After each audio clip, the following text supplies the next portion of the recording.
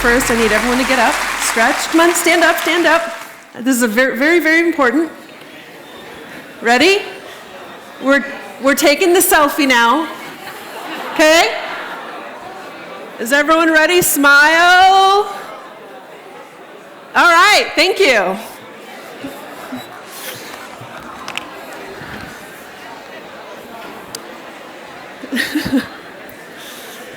And that also gave you a little break and a little stretch too. So my name is Bohdanna Kesala. I'm the managing director of the international summits that happen around the world. And these are very bright lights. I'm trying to find the spot where they're not right in my face and I can see you all. My life started as an artist. I've always been an artist, a painter, sculptor. And I went to school, undergraduate, got my arts degree, and also got my graduate degree in painting and drawing. And I taught art at the Art Institute in San Francisco for a very long time. And I'm going to talk to you a little bit about the work that I do and have done in the past, and then my journey and why I'm standing in front of you all now. So when I say the word lace, just call out what you think, what comes to mind when you think of lace? Louder. Bras, okay. Lingerie, bras, I get it, yeah. Anything else? Dress, okay. So for me, lace was what I get inspired by the oddest things because I find inspiration is everywhere. And I started to think about lace and how it's inherently feminine and female, and even the things that you all called out as inherently feminine and female. And I got obsessed and I started doing a bunch of research on historical lace patterns, and you'd be surprised, there's a whole story there, which I'm not going to go into now, but it is incredibly reflective of how women have journeyed through time and how those lace patterns have been used to communicate certain things. Even in the United States, our women justices, they wear their robes, but they have lace collars. And so pretty much when you think of lace, it's very feminine.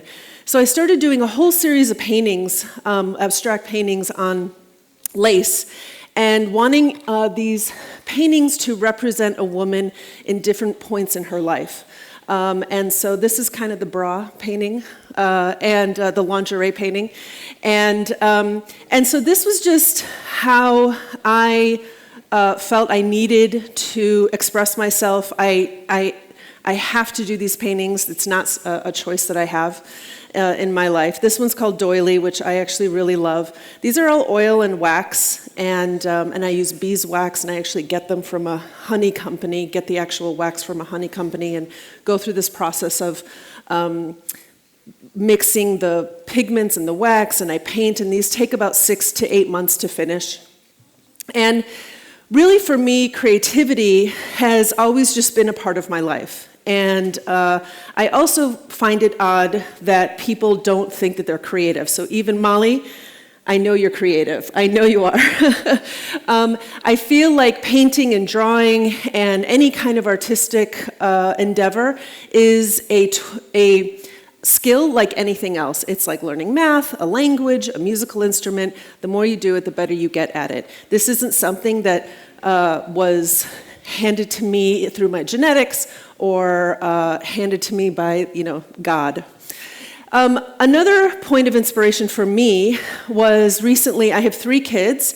They are now 10, 12, and 15, and they've all kind of surpassed the imaginary play. So I know all of you, not so long ago, had very many imaginary play toys like cars and trains and dolls and things where you would create these amazing little worlds. And as a mom, we played with you, the parents played with you, and I spent a lot of times with these toys. And so I started to I was literally cleaning out the closet of all of these toys and thinking, oh my God, I've spent like hours with these objects, and I wasn't just ready to pass them on to someone else. So I decided I had to be able to somehow honor the time spent with these toys. So I started this new series of work, and so again, for me, inspiration can come from anywhere, hope can come from anywhere. Being able to kind of document my life through art has been an incredibly important part of my journey. So how did I go from, or these actual pieces that you're seeing here are the newest pieces that I've been doing like in the last 6 months. But how did I get from, how is this person running, you know, a $40 million business at Singularity University, right? So it's kind of like, wait, what? And in 2011, I had my own disruption in my life. I was teaching, I was working, I was doing what I thought I'd be doing for the rest of my life. And I ended up having a disruption in my life where I had to find a different job, I had to make more money, and I had to be able to support my children. And so I put out in the world and into the universe and to my friends that, you know, I have this need, I have to go out into the world and find a new job. And here's, you know, here are my credentials, and here's what I've done in the past. And a good friend of mine was on some random blog, and she found this post, and it said, "Nonprofit in San Francisco, looking for event planner, please apply." And it was a Gmail account. And I was like, okay. And at that point, I needed a job, or a job that paid more money, so I sent this person my resume. And what happened was, let's see here, I'm going to go back one. What happened was I got a phone call a few days later, and actually a few hours later, and this woman called me and she said, "Hi, my name is Julia, and I would really like to talk to you about the resume you just sent us." And I was like, "Oh, yeah, okay." And she said, "Well, can I ask you a few questions before you know, I tell you who we are?" And I was like, "Yeah, okay." And she said, "Okay, well, have you ever heard of PayPal?" And I was like, this is 2011, and like I said, I'm an artist, and this is what I was using. Okay, I had a flip phone, I had a slide projector. I wasn't using any technology. I was practically a luddite. And I was like, "Yeah, no, sorry, I don't know what PayPal is." And she's like, "Okay, that's okay." She goes, "Do you know what Facebook is?" I was like, "No, sorry, I don't know what Facebook is." She's like, "Okay, that's fine. Do you know who Mark Zuckerberg is?" And I was like, "No, sorry." Mind you, I live in Silicon Valley, okay, and I didn't know who that was. And she's like, "Well, do you know who Peter Thiel is?" And I said, "No, sorry, I don't know." She's like, "Well, that's fine too. Let me tell you about who these people are." And ultimately, she started telling me about Facebook and PayPal, and Peter Thiel is the founder of PayPal. He was the first investor in Facebook before Facebook was Facebook, and that's where he's made his billions. And so he's one of the first unicorns in Silicon Valley. At PayPal, he worked with Elon Musk, and so he's a pretty big deal, okay? And so she says, Peter Thiel is going to start a nonprofit, and he's looking for 6 people to work at this nonprofit. Do you want to come in for an interview? And I'm like, what? Really? Me? Why would you want me to come in for an interview? She's like, no, you're exactly what we're looking for. I was like, okay. And so we came in, and what the job was that I was applying for was for the Thiel Foundation, but also for something that he was starting, which was called the Thiel Fellowship. So I go in and I interview, and and literally the next day I got the job.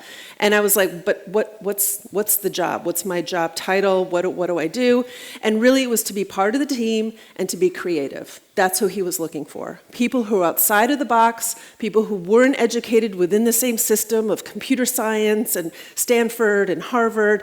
They were looking for people, or he specifically was looking for people who could bring a totally different point of view as to how these programs were going to be run, because what he wanted to do was disrupt what the educational system in the world, and in America specifically. In America, there's $1.3 trillion of student debt. So in America, to be able to go to university, you have to spend about average $35,000 a year. And most students take loans out, and then they're bogged down in those loans pretty much for the rest of their lives. So you're 21 years old, you're graduating from college, you have to get a job that can pay off those loans, so pretty much you're kind of stuck on what you can do. You can't start your own business because you have $100,000 in debt, you can't start a family, you can't buy a house, you're pretty much living in your parents' basement and working for Goldman Sachs, right? To be able to pay all that off. So Peter Thiel wanted to have people really think about what is the path to success, and does education have to be part of that? Does formal education, especially university education, have to be part of that? So it was an incredibly interesting path, and you'll actually hear from, after me, Stacey Ferreira, who was part of this program. So you'll hear more about the Thiel Fellowship. While I was there, Peter Thiel wrote his book called 0 to 1. I highly, highly, highly, highly recommend this book. It's like this big. And it really does talk about entrepreneurship. And 0 to 1 is the idea that you go from 0, from an idea, to 1, which is something completely and totally new. Not from n to 1, which is like just iterating on something that already exists and just making it better. So a quote that I love from this book, it's called, "Doing what we already know how to do takes the world from 1 to n. Adding more of something familiar. But every time we create something new, we go from 0 to 1. The act of creation is singular, as is the moment of creation, and the result is something fresh and strange." So two things that really pop out for me in that quote is creation, because obviously I'm constantly trying to create something new, either a community, a painting, a new outfit, anything. You know, I'm always trying to access that part of myself. And so what I want to do right now is talk about this concept of 0 to 1 and what it means to be innovative and what it means to be disruptive. Because the second two terms that you are going to hear a lot about in this world that we live in Singularity University are the two words, first exponential, and then innovation and disruption. And why are those two words different and what that actually means? So we did hear about how, from Anita and from Tiffany, kind of how different companies have been disrupted by other companies, like, for example, Kodak. But I want to talk about these concepts in an art history terminology, because innovation and disruption has been happening for millennia. And it's not just in the last decade or the last 50 years. Okay, so we're going to take a quiz. I really need your participation. Okay, so does anybody know who painted this painting? Any ideas? If you know, raise your hand. That way I can call on you. All right, there's pretty much no. Okay. All right, it's okay. You don't have to pass or fail here. What about this painting? Raphael? No. Say it? Okay. Nude woman on a beach. Yeah. All right, so the first one, the first painting is called Samson. It's by Solomon J. Solomon. The second one, The Wave, by Bouguereau.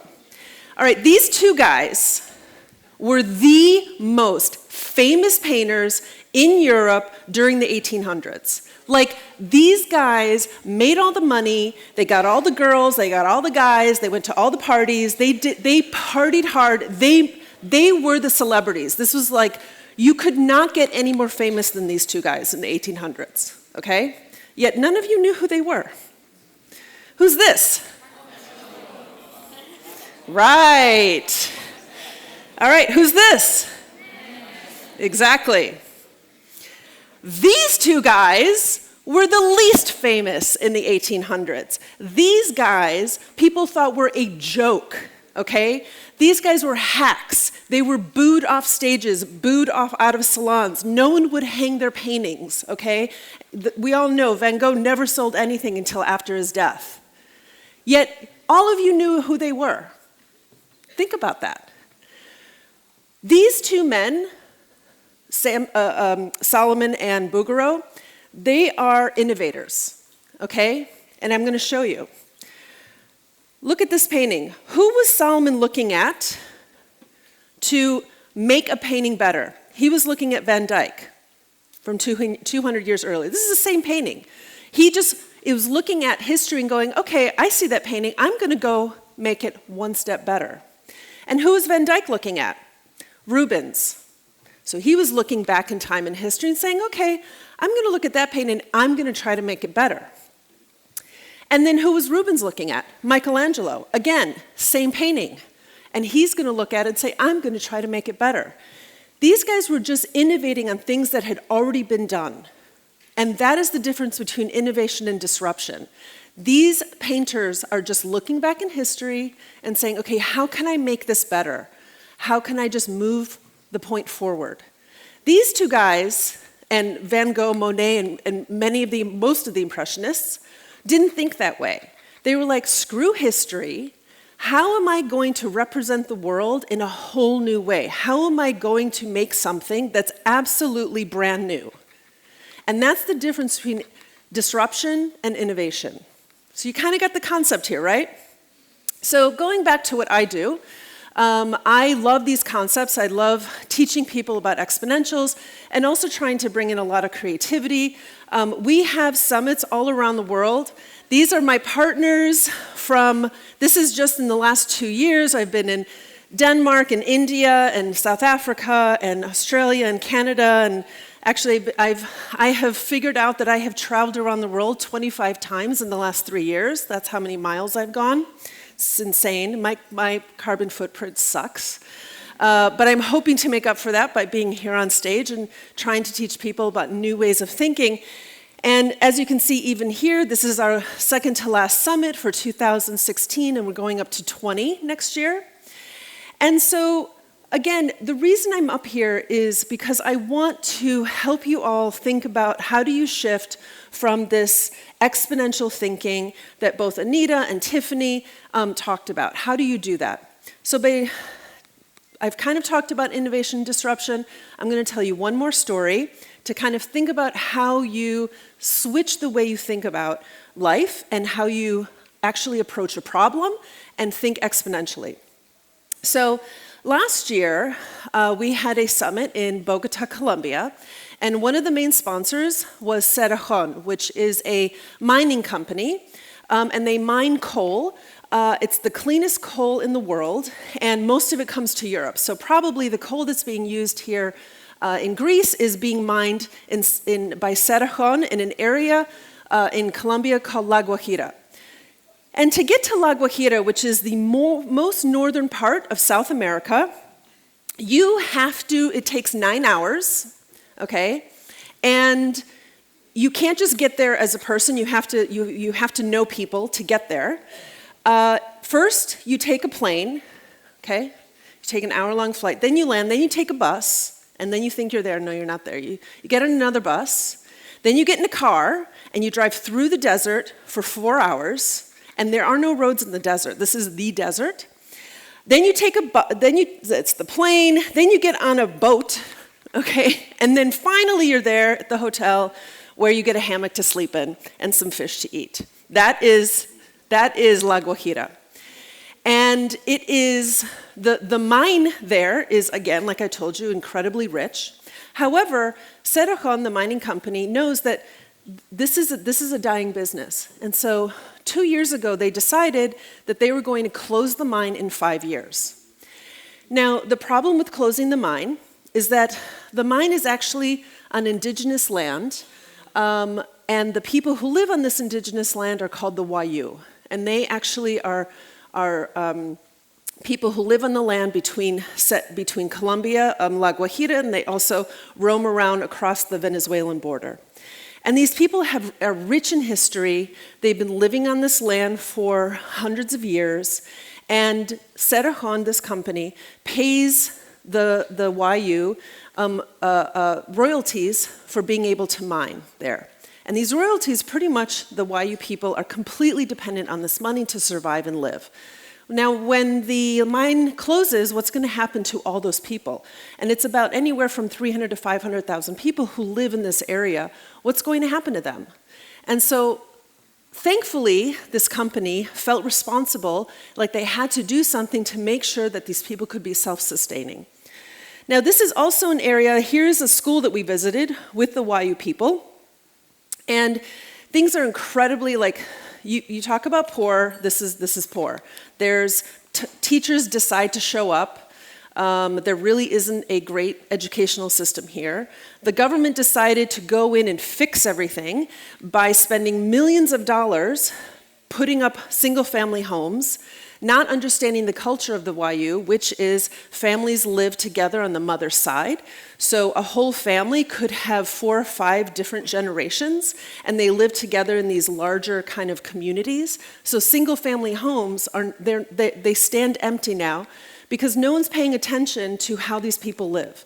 And so money is being spent, a lot of money is being spent, millions and millions of dollars, trying to figure out how we're going to keep these people self-sustaining. So they asked us, the government, the mining company, asked a group of us to come to La Guajira and spend 9 hours getting there, meet the Wayuu, understand the land, seeing that there's like 3 water holes. People have tried to put in water filtration systems. They put this fancy equipment in, they leave, it breaks. What happens? It breaks, it's broken. There's no one there to fix it. And so how do we, as a society, look at these people and work with them to help them, right?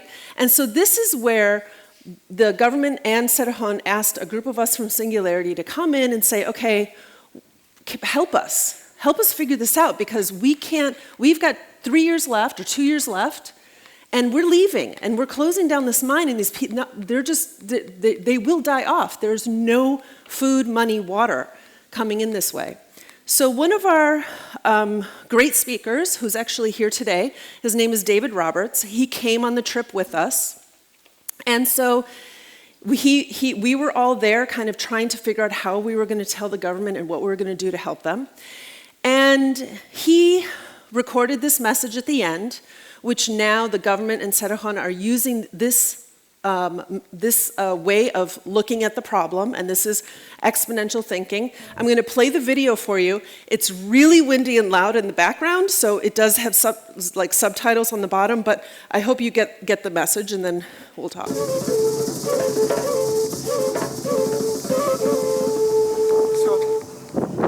Here's my thoughts then after seeing Guajira, and especially after seeing us try to solve problems like this all around the world. And my belief is that we try to solve them with little pieces. And maybe we fix the clean water problem, or maybe we fix the food problem, or maybe we fix part of the poverty problem. And my belief is that those solutions aren't sustainable. And so what's sustainable is actually fixing all the problems at once for a very small group of people. So you find 50 people in Guajira, and you fix problems. And so they get clean water and food and a way to create income, maybe through the internet, and a way to maybe get access to some health care. You fix all the problems for 50 people. And then you tell those 50 people, your mission is to do this somewhere else for another 50 people next year. And then next year you have 2 of these. And then you tell both of them, your mission is to each do this in just one other place next year, and so you'll have 4. And the number seems very small in the beginning, but if you remember exponential math, you double this, and then it's 8, 16, 32. Very quickly it's 64, and next year it's 128, and next year it's 256. And that is how you change a nation. So my belief is that small visions don't inspire anyone. Big visions start really small. So I think that's a great way to end here, is small visions don't inspire anyone, but big visions start really small. I will tell you that in La Guajira, they have taken on this challenge. They have empowered 50 Wayuu people, and those 50 people are now helping another group, another family of 50 people. So far it's working. It's not a guarantee, but it is a different way to look at a problem.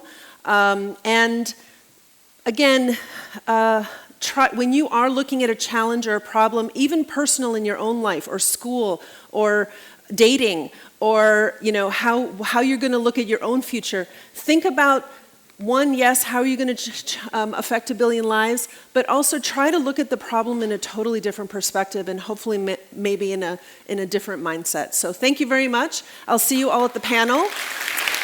Thank you. Awesome. Thanks, Bohdanna.